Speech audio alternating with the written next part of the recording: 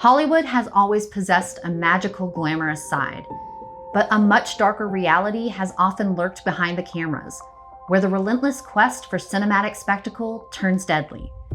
In the late 1920s, the turbulent transition to synchronized sound cinema sparked an intense and dangerous era of filmmaking.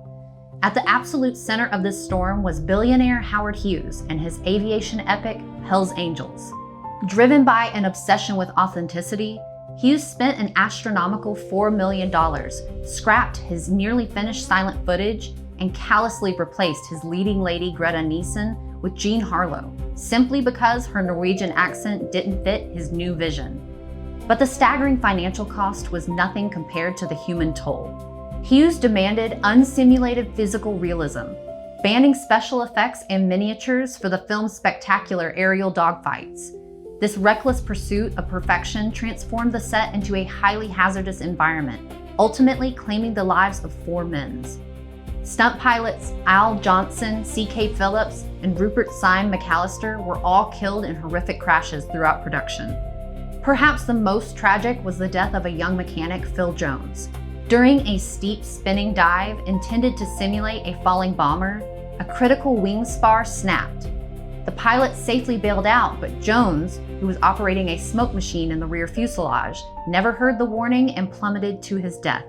Even Hughes himself was not immune to this dangerous obsession.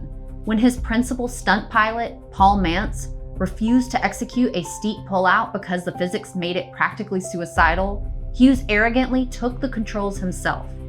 Just as Mantz predicted, Hughes failed to pull out of the dive, crashing the plane and severely fracturing his own skull.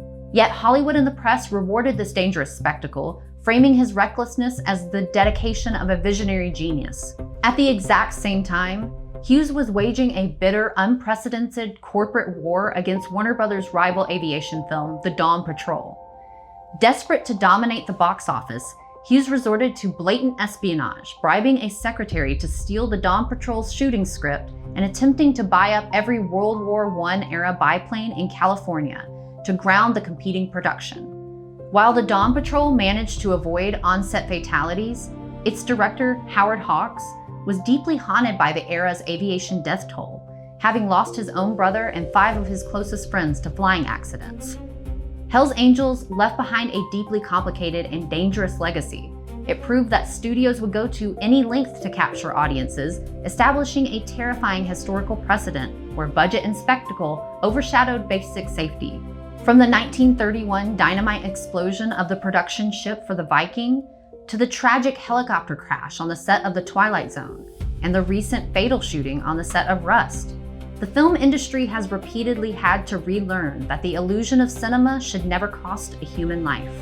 Every classic film has a history worth preserving, and looking at those milestones directly helps us see early Hollywood in a whole new light. Make sure that you subscribe and hit that notification bell so you never miss a deep dive. Let me know your takeaways down in the comments below. Until next time, keep the projector rolling.